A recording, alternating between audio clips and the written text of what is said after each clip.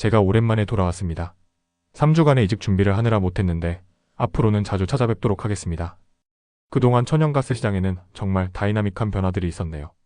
특히 4월 초 미국 헨리허브 천연가스 가격은 한때 $4 4.0 수준에서 불과 2주 만에 $2.8까지 2.8까지 급격하게 하락하는 변동성을 보여줬습니다.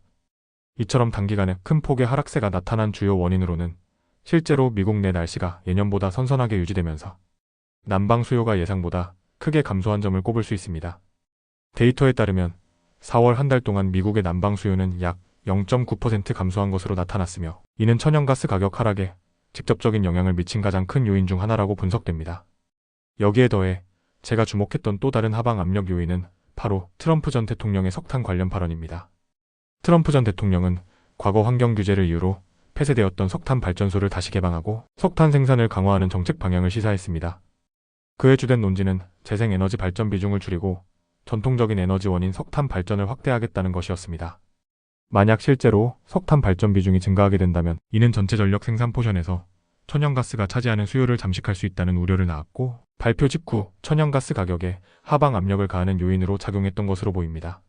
하지만 천연가스 가격은 지난 일주일 전부터 다시 급격하게 반등하기 시작하며 현재 $3.6 수준까지 회복했습니다. 이는 4월 초 하락 이전 수준에 거의 근접한 수치입니다.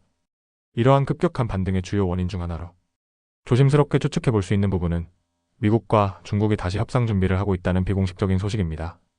물론 아직 공식적인 발표는 없지만 만약 양국 간의 무역 협상이 재개되고 진전될 가능성이 보인다면 이는 미국의 LNG 수출 확대에 긍정적인 신호로 작용할 수 있습니다. 더불어 최근 캐나다와 호주 정부의 정치적 상황도 주목할 만합니다.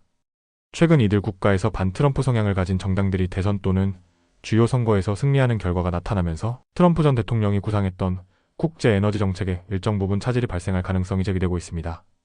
특히 캐나다와 호주는 미국의 주요 에너지 교역국이라는 점에서 이들의 정책 변화는 미국의 천연가스 수출 전략에 직간접적인 영향을 미칠 수 있습니다.